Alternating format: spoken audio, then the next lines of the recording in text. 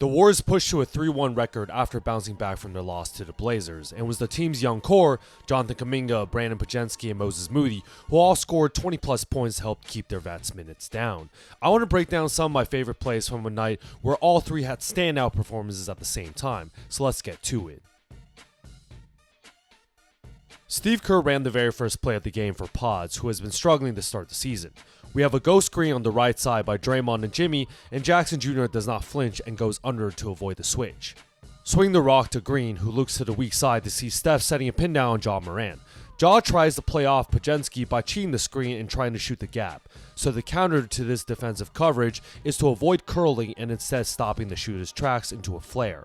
Curry helps by setting a perfect screen, and this on-the-dot delivery by Draymond helps Pods create plenty of room for this catch-and-shoot three. Jonathan Kuminga has had a fantastic start to the season, always seeming to be at the right place at the right time. Golden State comically sets 2 picks at the half-court line to try and get Jalen Wells off of Steph, and Curry gets the switch they want on Lawndale. Memphis wants to avoid this matchup at all costs, but I always love Draymond purposely getting tangled with the on-ball defender, which creates even more room for Wells to need to recover and allows himself an easier roll to the basket. Now we have a 3-on-2 on the weak side where the low man comes to rotate and Morant is responsible for the 2 weak side Warriors. He tries to drop down low at the very last second to the cutting Kuminga, but this is a classic Warriors offense. Moses Moody also had a terrific two-way type of night. Here he picks up the new Walmart Ja Morant and Grizzlies draft pick Javon Small and slides his feet well. Cowher comes to set a pick and the dub switch. Everyone always think they can somehow take Steph Curry off the dribble this last decade, but we all know Steph is a supremely underrated defender. He does not bite on any moves and forces the rookie to his left, where Moody is able to help off his guy due to poor spacing, and he comes at the last second to erase this cleanly. Fantastic team defense. Moody's next evolution is his consistency in being a catch-and-shoot spot-up guard. Butler and Post run a high pick and roll, but the Grizzlies do a poor job communicating this late switch. Swing pass to Draymond, who looks at the cutting post, and this simple roll to the rim forces the weak side low man to momentarily tag the center in the key.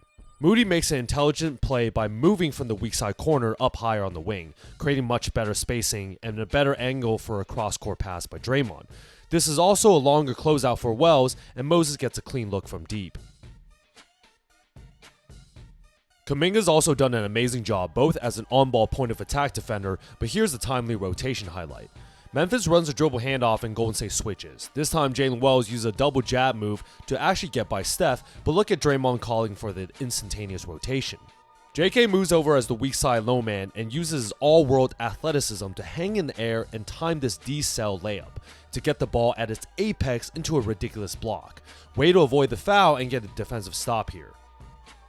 And on the other end, he had multiple buckets simply by playing off the Dub superstar's gravity by being in the right place at the right time. Butler runs a dribble handoff with Curry, and the Grizzlies are scrambling on the fast break. Jackson Jr. switches on to Steph, but Ja loses complete track of his man and is sitting in the paint for no reason.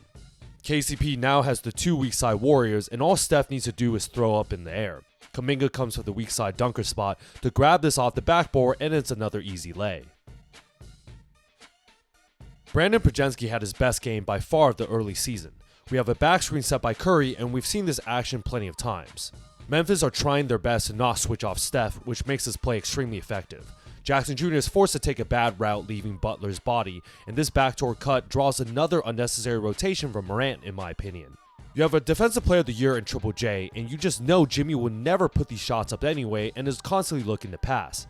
Butler likes to jump in the air and make a decision, so this is an easy kick-out read to an open Pods, who is able to knock down a clean look. I've also noticed Kuminga has developed into a better decision maker from the post. Even on the smaller Morant, JK notices Pod's defender in Cowher is coming to help on Ja, so he points the post to set a flare screen. Credit Pods for flaring and creating a much longer closeout for the defender, but look at Kuminga's one-handed bullet pass right into the shooting pocket. Pods loves to attack his defender's closeout momentum, and here he uses a shot fake to get to his strong left hand. He's obviously not the quickest or most athletic guy, but here he tries to get into Cowher's body before shooting an off-legged floater shot. The 2021 NBA draftees might finally be coming through this season. Screen by Moody and the Grizzlies are not switching, but this slight nudge by Moses pushes Contra's bodies closer to Kuminga, giving him a better angle to go downhill with a strong right hand. Jackson Jr. seizes and his first instinct is to come help, but JK spins and promptly kicks it back out. This is another step in the right direction for JK's playmaking. His ability to predict rotations and pass out of potential double teams will create even more wide open looks for his teammates. Moody does the rest. Podziemski's role as a combo guard means he needs to get better at making the right reads at the right time and avoid pounding the rock for too long. We have a Jimmy Pods high pick and roll, but Memphis wants to avoid the switch, so Jalen Wells is showing, waiting for Spencer to recover. I personally do not know if I would run this coverage, but this gives Pods a step on the on-ball defender, and Morant is sitting in the driving lane and helping off his man in Moses Moody. Pods has a simple advantage here and draws a double team before making the easy play and kicking it out to Moses. He was red hot at this moment and continues to punish the Grizzlies. There were a couple of JK plays where he and Steph ran the pick and roll to perfection. Aldama comes up high to trap here and Steph makes an easy read to Kuminga.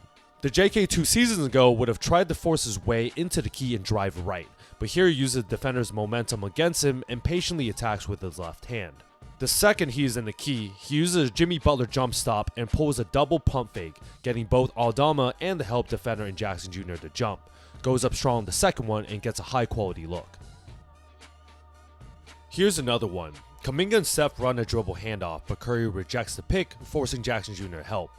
JK sees another advantage and makes himself available in open space, so Steph can use his shooting gravity to draw the defender out just enough before slipping a bounce pass back to the roll man.